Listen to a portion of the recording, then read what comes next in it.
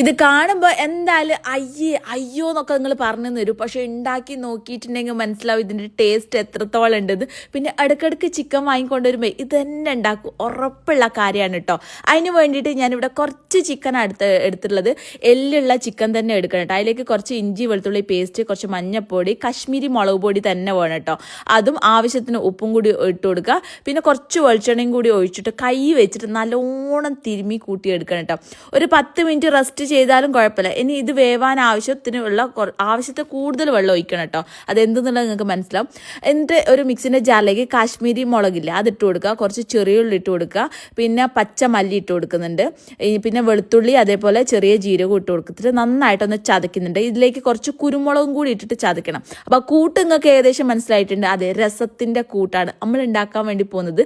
നല്ല ചിക്കൻ്റെ രസം കേട്ടോ. വെന്തിട്ടുള്ള ചിക്കനിലേക്ക് 2 തക്കാളിയും കൂടി പേസ്റ്റ് ചെയ്തത് നേരത്തെ ചതച്ച് വെച്ചിട്ടുള്ള ആ ഒരു കൂട്ടും കൂടി, രസക്കൂട്ടും കൂടി അതിലേക്ക് ഇട്ട് കൊടുക്കുക. നമ്മൾ ഉണ്ടാക്കുന്നത് കോഴി രസമാണ് കേട്ടോ. അടിപൊളി ടേസ്റ്റാണ്.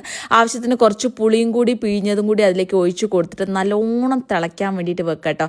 ഇനി തിളച്ച ശേഷം അതിലേക്ക് കുറച്ച് കായപ്പൊടിയും അതേപോലെ മല്ലിച്ചപ്പും കൂടി അവിടെ ഇട്ട് കൊടുത്തിട്ട് നന്നായിട്ടൊന്ന് കുത്തി തിളച്ച് കഴിഞ്ഞിട്ടുണ്ടെങ്കിൽ നമ്മളെ രസം, അതും കോഴി രസം റെഡി ആയിട്ടുണ്ട് കേട്ടോ.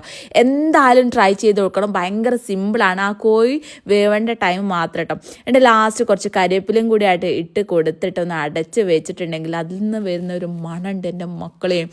അപാര ടേസ്റ്റാണ്. ഒരു 2 ദിവസം നിങ്ങൾക്ക് എന്തായാലും നിങ്ങൾക്ക് സ്റ്റോർ ചെയ്താൽ കേടൊന്നും വരില്ല, കാരണം പുളിയും കൂടി ഒഴിച്ചുകൊണ്ട്. ഇനി നമ്മളെ ചോറിലേക്ക് അതായിട്ട് ഒഴിച്ചിട്ടുണ്ടെങ്കിൽ സംഭവം അടിപൊളി. മസ്റ്റായിട്ടും ട്രൈ ചെയ്യുക. ഇഷ്ടപ്പെട്ടെങ്കിൽ ഷെയർ ചെയ്യാനും സപ്പോർട്ട് ചെയ്യാനും മറക്കരുത്.